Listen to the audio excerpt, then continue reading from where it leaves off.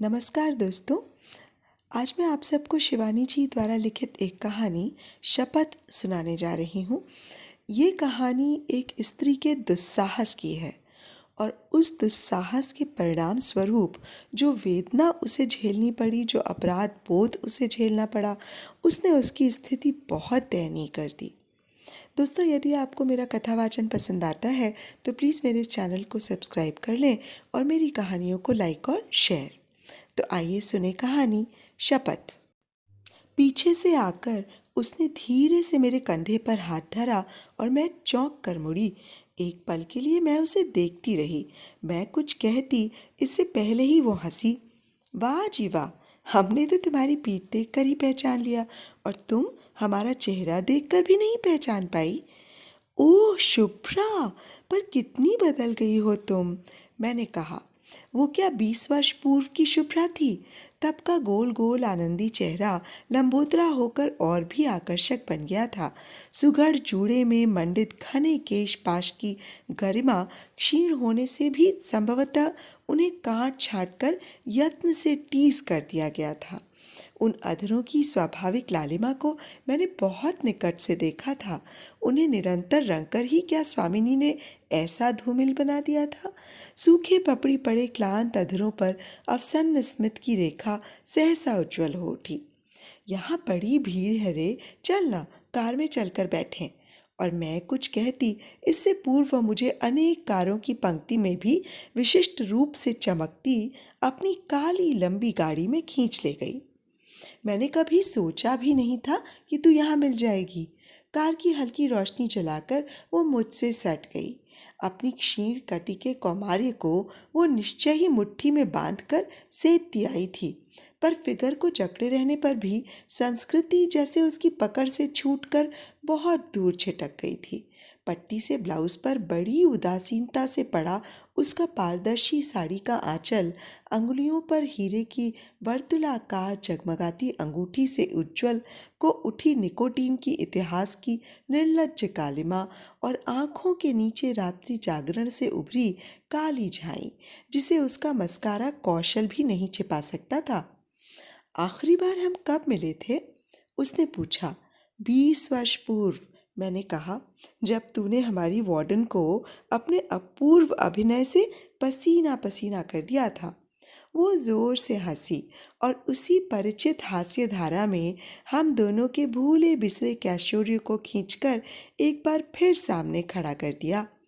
शुभ्रा हमारे हॉस्टल की सबसे आनंदी लड़की थी। उसके परिहास रसिक चित्त ने उसे पूरे आश्रम का क्रेज बना दिया था। ऐसे ऐसे मजाक करेगी कि सब हंसते हंसते दोहरे हो जाएंगे, पर स्वयं ऐसी भोली सूरत बना के बैठ जाएगी जैसे कुछ जानती ही ना हो। उस 1 अप्रैल को पूरे छात्रावास में हवा की भांति ये समाचार फैल गया था कि सुंदरी शुभ्रा को गर्दन तोड़ ज्वर हो गया है। 2 ही दिन पूर्व इसी विषम ज्वर ने छात्रावास की एक प्रतिभाशालिनी छात्रा के प्राण लिए थे।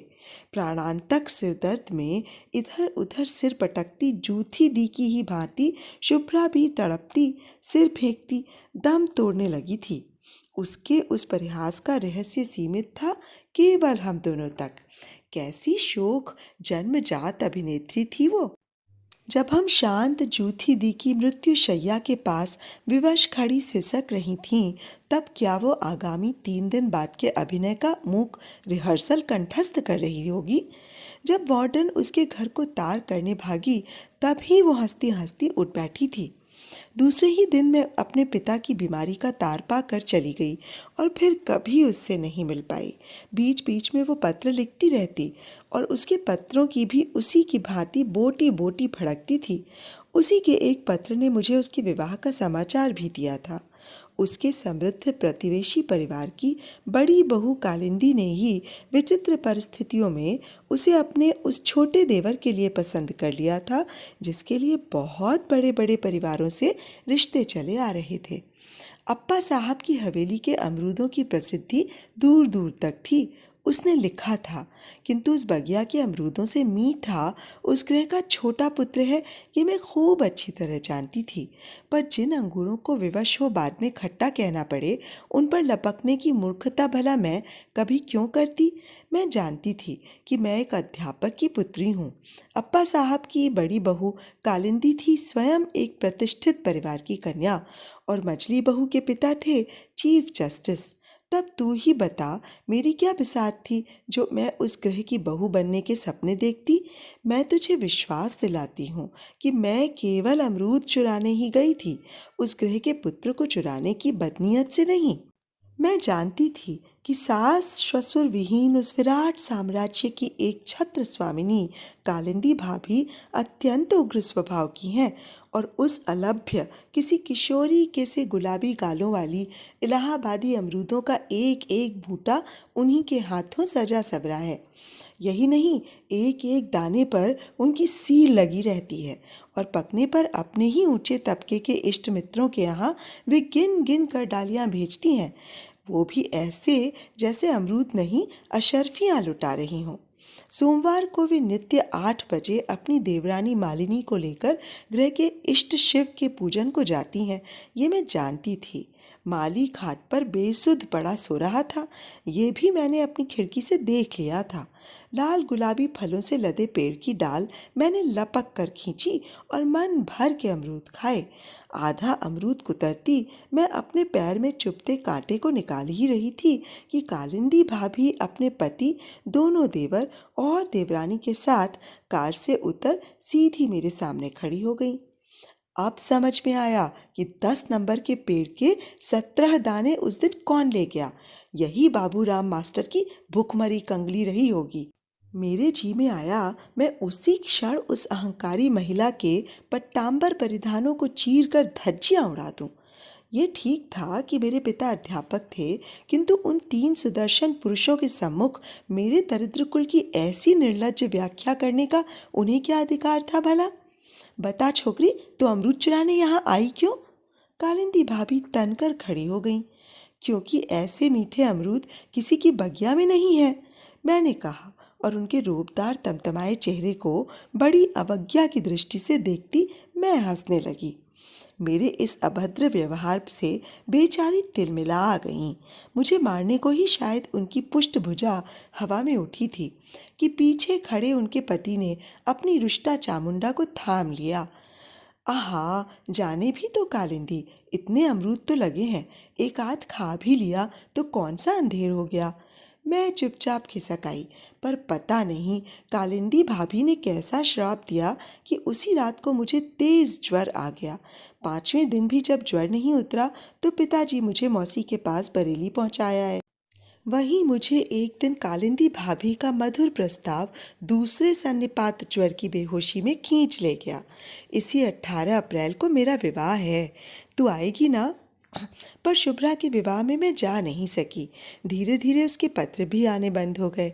श्वसुर गृह की प्रभुता के मत ने ही शायद उसे विस्मृति के अंधकारपूर्ण कक्ष में मूंद दिया था, और अचानक वो इतने वर्षों बाद यहाँ मिल गई। क्यों शुभ्रा? मैंने पूछा। अब भी 1 अप्रैल को अपने विलक्षण परिहास रसिक चित्त का परिचय ससुराल वालों को देती है क्या? एकाएक उसका चेहरा फक पड़ गया। सक पकाकर उसने इधर उधर देखा, फिर जोर से मेरा हाथ पकड़ लिया। उन सुंदर आयत नयनों की सजल स्निग्धता सहसा 2 बूंद बन मेरे हाथों को भिगो गई। सबसे बड़ा मजाक मैं कर चुकी हूँ। अच्छा हुआ तू मिल गई, जल्दी जल्दी कह ही डालूं। अच्युत आते ही होंगे और साथ में वही होगी, फिर क्या वो मुझे बोलने देगी? अरे ऐसे मेरा मुंह ढाँप कर रख देगी। पसीने से तर कांपती सफ़ेद हथेली से शुभ्रा ने बड़ी जोर से मेरा मुंह बंद कर दिया और मेरा दम सा घुट गया।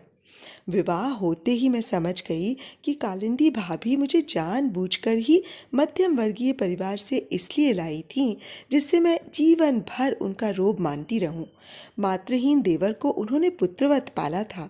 कहीं ऊंचे गृह की कन्या लाई तो मझले देवर की ही भांति अपनी बहू के अंगूठे तले दबा मर्द बना, वो भी हाथ से ना निकल जाए। प्रत्येक वर्ष 2 माह की छुट्टियां हमें उन्हीं के साथ मनानी होती। यही नहीं, उनका प्रत्येक आदेश अच्युत के लिए कानून की अमिट रेखा था। संतानहीना कालिंदी भाभी का स्वभाव दिन प्रतिदिन उग्र होता जा रहा था। उनका प्रत्येक वाक्य मुझे बार बार स्मरण दिलाता रहता कि आज जो मैं इतने बड़े अफसर की पत्नी हूँ, उसका श्रेय मेरे भाग्य को नहीं, स्वयं उन्हीं के औदार्य को है। 2 गज की दूरी पर मायका था, पर मुझे 10 वर्ष के पुत्र की माँ बनने पर भी इतनी स्वतंत्रता नहीं थी कि अपने अंधे वृद्ध विधुर पिता के पास एक रात भी बिता लूं। रात रात भर उनकी ब्रज लीला चलती और मुझे कई बार कॉफ़ी बनाने की हाँक लगाती। कभी कभी तो सबकी उपस्थिति में वे मुझे बुरी तरह अपमानित कर देती। इतने साल हो गए शुभ्रा, पर ढंग से कांटा चम्मच पकड़ना भी नहीं सीख पाई। मैं मन ही मन उबल उठती। अपनी संपत्ति का लाख घमंड करें कालिंदी भाभी, घर की बहुओं में तो मेरा ही पलड़ा सबसे भारी था। भारी चुंबक की स्वाभाविकता से एक दिन मेरा ही पुत्र अप्पा साहब की संपत्ति को खींच लेगा। मालिनी भाभी के एक ही पुत्री थी, उसे भी पोलियो ने पंगु बना दिया था।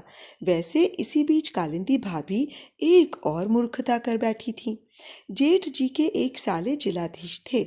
उन्होंने किसी अनाथालय में एक सुंदरी अनाथ बालिका देखकर कालिंदी भाभी को फोन कर दिया था।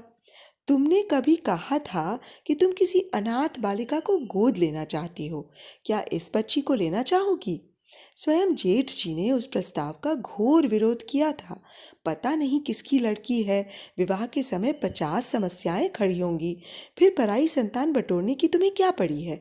क्या शुभ्रा का बेटा, मालिनी की बेटी हमारी संतान नहीं है? किंतु कालिंदी भाभी का बढ़ता रक्तचाप भी उनका ब्रह्मास्त्र था। इसी के प्रयोग से उन्होंने अपनी उस बचकानी इज्जत को भी पूरा कर लिया। लड़की वास्तव में सुंदर थी। भूरे बाल, बहुत गोरा रंग और मछली सी तिरछी आंखें। कुछ दिनों तक वो अपने परिचित परिवेश के पश्चात हमारे गृह के वैभव को देखकर सहम सी गई थी, पर फिर उसके स्वभाव की चंचलता स्पष्ट होती। 4 ही दिन में कालिंदी भाभी ने उस पर जादू की छड़ी सी फेर दी। नए ढंग से कटे केश, एक से एक सुंदर फ्रॉक और शिफ्ट में वो अब पहचानी ही नहीं जाती थी। एक दिन अच्युत ने कालिंदी भाभी को छेड़ दिया। एकदम एंग्लो इंडियन लगती है तुम्हारी इला। देख लेना भाभी, बड़ी होने पर एक दिन अप्पा साहब की सारी संपत्ति लेकर किसी दोगले इंजन ड्राइवर के साथ भाग जाएगी। भागेगी क्यों? गंभीर स्वर में भाभी ने कहा। घर का सोना घर ही में रहेगा अच्युत, इसे तुम्हारी बहू बनाने ही तो लाई हूँ। छी भाभी, मैंने तड़प कर कहा था, ऐसा रिश्ता सुनने में भी पाप लगता है। चचेरे भाई बहन का विवाह होता है कहीं? कैसे भाई बहन, मूर्ख कहीं की, कालिंदी भाभी बोली। इसीलिए तो किसी अबोध लड़की को मैंने गोद नहीं लिया। वो खूब समझती है कि इस हवेली से उसके रक्त मांस का कोई रिश्ता नहीं है। फिर तो वे जैसे हाथ धोकर मेरे पीछे पड़ गईं। कभी अतुल से कहती, जा अपनी बहू से खेल। कभी कहती, शुभ्रा अपनी बहू को देख जरा, ठीक तेरी ही तरह अमरूद चुराकर कुतर रही है। मैं मन ही मन बौखला उठती।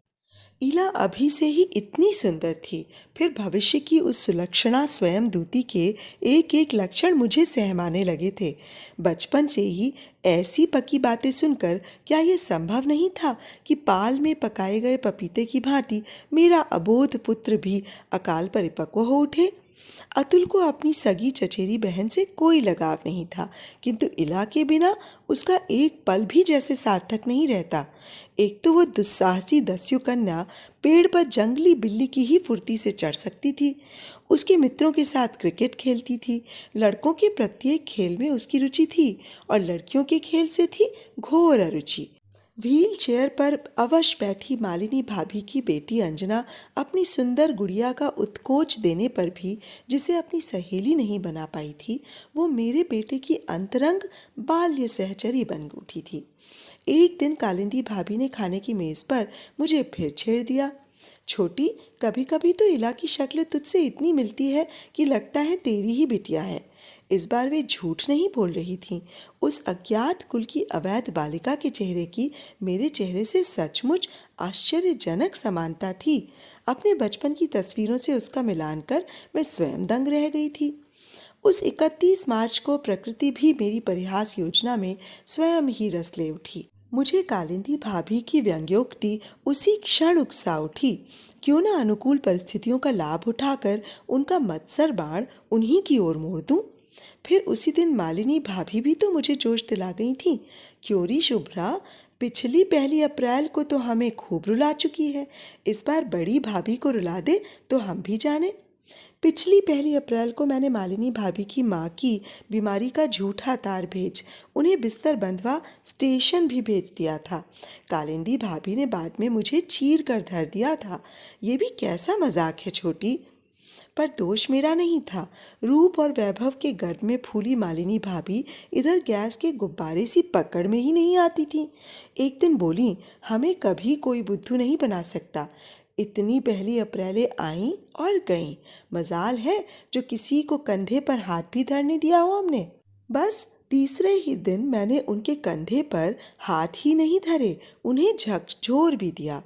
इसी से जब उन्होंने मुझे दोबारा ललकारा तो मैंने हंसकर कहा, अच्छा भाभी, इस बार भी मुझे तुम्हारी चुनौती स्वीकार है। और उसी क्षण मेरे कौतूहल प्रिय मस्तिष्क में मेरी कुटिल योजना बिजली बनकर कौंध गई। वर्षों से संचित हृदय की अव्यक्त कुढ़न प्रतिशोध लेने परिहास की बैसाखियां टेकती खड़ी हो गई। 1 अप्रैल की वो सुबह किसी किशोरी के अक्षत कौमार्योज्वल स्मित सी ही स्निग्ध थी। सोमवार को भाभी हम दोनों देवरानियों के साथ हवेली के शिवालय में जाती थीं। फिर उस दिन पार्थिव पूजन था। नहा धोकर 8 बजे तैयार रहने का आदेश हमें मिल चुका था। कभी हमारे श्वसुर के अंतरंग मित्र स्वयं जगत गुरु ने उस शिवलिंग की स्थापना की थी। उस शिवलिंग की महिमा का इतिहास भी विशद था। कैसे उसके स्थापित होते ही अप्पा साहब को सट्टे में अप्रत्याशित लाभ हुआ था और गृह के 2-2 पुत्र एक साथ सिविल सर्विस में निकल आए थे, ये सब मैं सुन चुकी थी। गृह कलह के छोटे छोटे मुकदमे भी बम भोले के उस अपूर्व न्यायालय में ही निपटाए जाते। शिवालय में ली गई झूठी शपथ तत्काल उस उग्र देवता का अभिशाप बनकर अभियुक्त के सिर पर मत्त तांडव कर उठती। कालिंदी भाभी, आज मैं आपके साथ अकेली ही चलूंगी, मैंने कहा। क्यों? मुझे आपसे एकांत में कुछ कहना है। कौन सी ऐसी बात है जो तुम मालिनी के सामने नहीं कह सकती? वैशाख का पहला सोमवार है, उसे भी चलना होगा। नहीं भाभी, अपने स्वर की दृढ़ता से मैं स्वयं ही चौंक उठी। वैशाख का पहला सोमवार है, इसी से मैं चाहती हूँ कि आज की पुण्य तिथि में आपकी और भोलानाथ की पावन उपस्थिति में मैं अपना पाप स्वीकार कर लूँ। मेरे अस्वाभाविक रूंधे कंठ स्वर की नम्रता ने शायद भाभी को उलझन में डाल दिया। मालिनी, उन्होंने मालिनी भाभी को बुलाकर कहा, आज तुम घर पर ही रहो। पार्थिव पूजन में शायद कुछ देर लगेगी। सोचती हूँ एक आवृत्ति रुद्री पाठ की भी करवा लूँ। इतनी देर तक तुम्हारी लड़की का अकेली रहना ठीक नहीं। मैं प्रसाद आरती के लिए तुम्हें बुला लूँगी। मालिनी भाभी ने आश्चर्य से मुझे देखा और मेरी मूक दृष्टि की कौतुकपूर्ण चावनी से शायद समझ भी गईं कि परिहास रंगमंच पर मेरे प्रहसन नाटक के अदृश्य सूत्रधार नंटी अवतरित हो चुके हैं। शिवालय के शीतल स्पर्श पर 3 कुशासन बिछाकर पुजारी ब्रह्मदेव हमारी प्रतीक्षा कर रहे थे। अरे, मछली बहू जी नहीं आई? उन्होंने पूछा। नहीं, उसे घर का काम सौंप आई हूँ, आरती के समय बुला लूंगी, भाभी बोली। विधि विधान से हमने पूजन किया। गोबर, मिट्टी और चावल के 1100 नन्हे शिवलिंग को दुग्ध धवल धार से सिक्त कर धरा पर लोट लोट कालिंदी भाभी क्या मांग रही हैं, ये मैं जान गई। न जाने कितनी व्यर्थ औषधियाँ, शल्य क्रिया, गंडे तावीजों से लदा उनका फलहीन प्रौढ़ तरुवर सूखी और मुरझाई पीली पत्तियों के साथ साथ स्वयं भी सूखने लगा था। किंतु अपनी वयस के 45वें वर्ष में भी उन्होंने फल की आशा नहीं त्यागी थी। आरती के लिए मालिनी भी आकर न जाने कब हमारे पीछे बैठ गई थीं। आरती हुई। पंडित जी ने अभिषेक की शीतल बूंदों से हमें भिगोया। फिर होठों से विचित्र ध्वनि संगीत प्रस्तुत कर पूजन के लिए आवाहन कर निमंत्रित किए शिवजी को विदा दी। तो भाभी बोली, पंडित जी, आप मछली के साथ हवेली चल भोजन पाए, हम दोनों थोड़ी देर में स्वयं ही एक आवृत्ति पाठ कर आ जाएंगी। मालिनी भाभी ने जोर से मुझे चिकोटी काटी, जैसे एक आवृत्ति पाठ की मिथ्या घोषणा के पीछे छिपा रहस्य समझ गई थीं। चलते चलते भाभी की नज़र बचा मेरे कान में आकर फुसफुसा भी गईं, wish you best of luck. उन दोनों के जाते ही कालिंदी भाभी मेरी ओर मुड़ी। क्यों, क्या कहना है तुझे छोटी? कुछ पल के लिए मैं हवा में हिलती दीप शिखा को देखती ही रही। अगरबत्ती की सुगंधित अवसन्न धूम्र रेखा के बीच कैसा दिव्य सन्नाटा था। भव्य शिवलिंग पर लगा गोरोचन, अगरू, कुमकुम का तिलक और इधर उधर बिखरे शिव नामांकित हरे बिल्वपत्र। मुझे सहसा अपनी अल्पज्ञता डंक दे उठी। ऐसे पवित्र देवालय में क्या अपना ओछा परिहास कर पाऊंगी? जी में आया हंसकर सब कुछ उन्हें बतला दूं, पर दूसरे ही क्षण अपनी गर्वीली मछली जेठानी की चुनौती का स्मरण हो आया और मैं फिर तन गई। आपसे मैंने जो भाई बहन के रिश्ते की बात कही थी वो एकदम सच है भाभी। कैसे सच हो सकती है छोटी? तू जानती है कि दोनों में रक्त मांस का कोई भी रिश्ता नहीं है। उनका स्वर मंदिर में दमामे सा गूंज गया। वही कहने तो आई हूँ भाभी, ईला मेरी बेटी है। कालिंदी भाभी ने चौंक कर मुझे देखा। क्या तेरा दिमाग फिर गया है छोटी? ठीक कह रही हूँ भाभी। आपको याद होगा, विवाह के 7 माह पूर्व मैं अचानक मौसी के पास बरेली चली गई थी। फिर वहीं एक अंधेरे बंद कमरे में मैंने इला के जन्म की प्रतीक्षा की थी। ईश्वर की कृपा से समय से पूर्व ही इसके जन्म ने मुझे मुक्ति दे दी। आपको याद होगा, मेरा घूंघट उठाते ही आपने कहा था, अरे तेरा चेहरा इतना पीला कैसे पड़ गया? उफ, कितना बड़ा झूठ बोल गई थी मैं। परिस्थितियों को मैंने किस अपूर्व छल बल से तोड़ मरोड़ लिया था। फिर जैसे कोई चतुर्दस्यु लोहे की मोटी मोटी छड़ों को तोड़ मरोड़ भीतर घुसपैठ कर लेता है, वैसे ही मैंने 100 दलीलें पाकर भी कभी आश्वस्त न होने वाले भाभी के शक्की स्वभाव की अर्गला को लपक कर खोल लिया। विवाह से पूर्व सन्निपात ज्वर का आभास पाते ही पिताजी ने मुझे मौसी के पास बरेली भेजा अवश्य था, किंतु मेरी उस यात्रा के पीछे किसी कलंक की कालिमा नहीं थी। मौसी मिशन अस्पताल में डॉक्टरनी थीं और मेरे पीले चेहरे के पीलेपन में कुछ मामी भाभियों द्वारा पोती गई हल्दी का कला कौशल था, कुछ सन्निपातजन्य रक्तहीनता। बेशरम, भाभी बोली। उनका रक्तचाप उनके गोरे चेहरे पर अबीर बनकर फैल गया। उसी आवारा से शादी क्यों नहीं कर ली तब तुमने? इस हवेली में आई किस दुस्साहस से? क्योंकि कैकेयी को मंत्रणा देती कुब्जा मंत्रा ही जैसे उछलकर मेरे जिहा पर बैठ गई। मैं उससे विवाह करती भी तो इसी हवेली में आना पड़ता, फिर मैं उससे विवाह कर भी नहीं सकती थी। क्यों?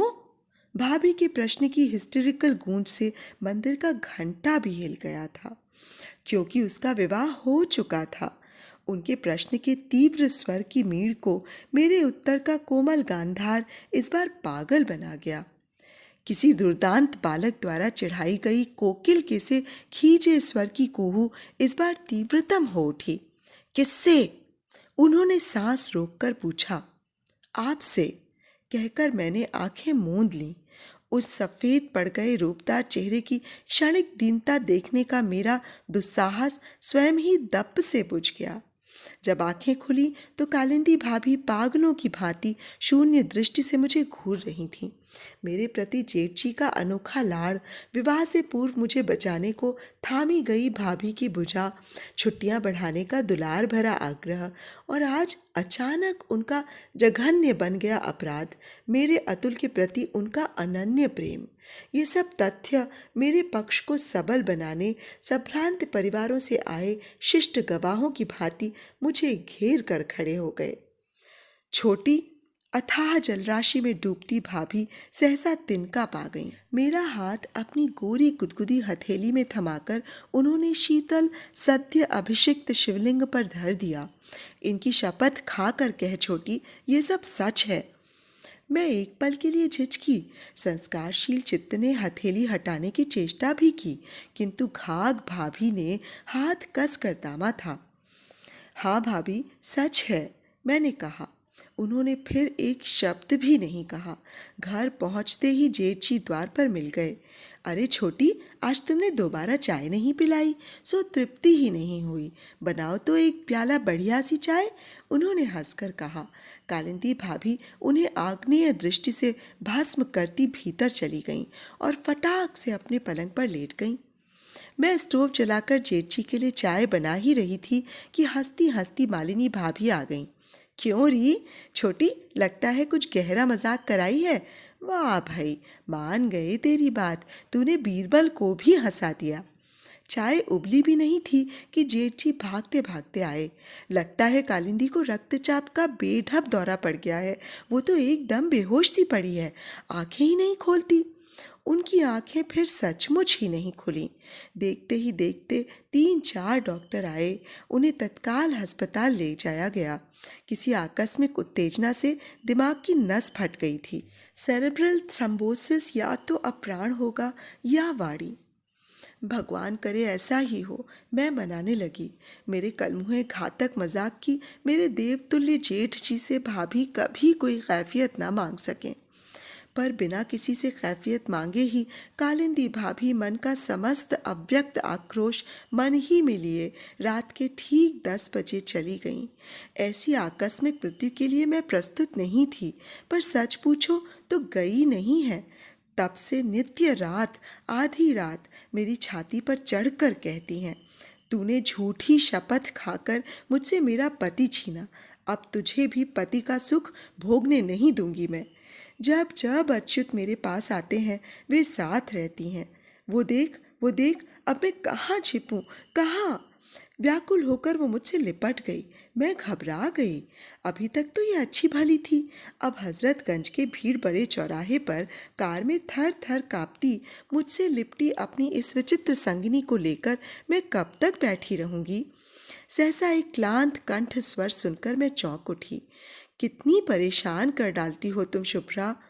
उसने शायद पहले मुझे नहीं देखा, फिर देखते ही नम्र स्वर में बोला, क्षमा कीजिएगा, असल में घंटे भर से इन्हें ढूंढता ढूंढता परेशान हो गया हूँ।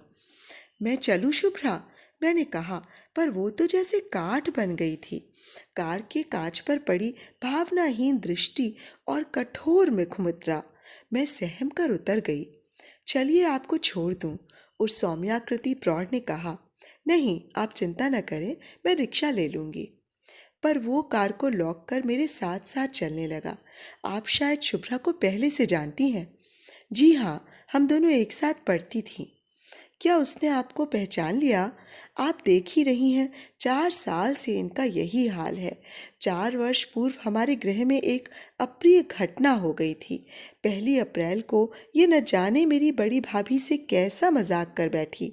वो रक्तचाप की मरीज थी। हो सकता है उन्हीं के रोग ने उनके प्राण लिए हों, पर इसके मन में तो यही शैतान घुसा बैठा है कि इसी के मजाक ने उनके प्राण लिए हैं। देश विदेश घुमा लाया हूँ, एन आर्बर के स्टोर फ्रंट क्लिनिक तक ले जा चुका हूँ, जहाँ के मनोविज्ञान के धुरंधर पंडित कैसे कैसे विकट उन्माद रोगियों को साथ लेते हैं। यहाँ भी नूर मंजिल का नाम सुनकर ही उसे लाया था, पर हर विशेषज्ञ उसी मजाक का सूत्र पकड़ना चाहता है।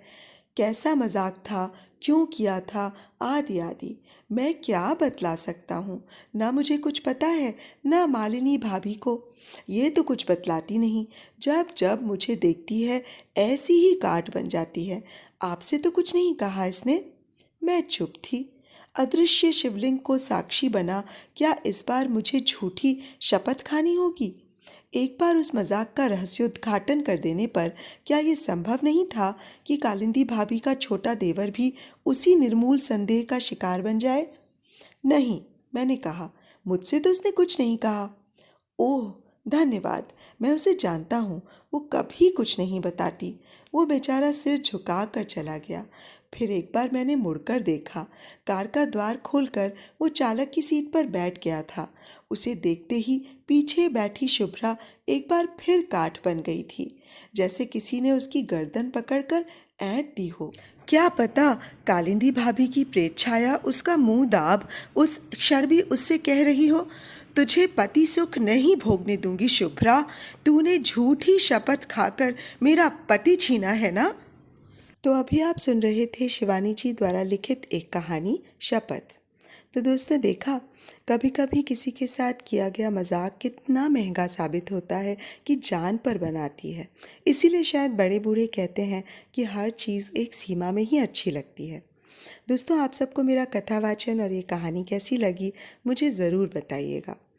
तो अब मुझे इजाज़त दीजिए, कल आप सब के लिए फिर से एक नई कहानी लेकर आऊँगी। तब तक के लिए नमस्कार।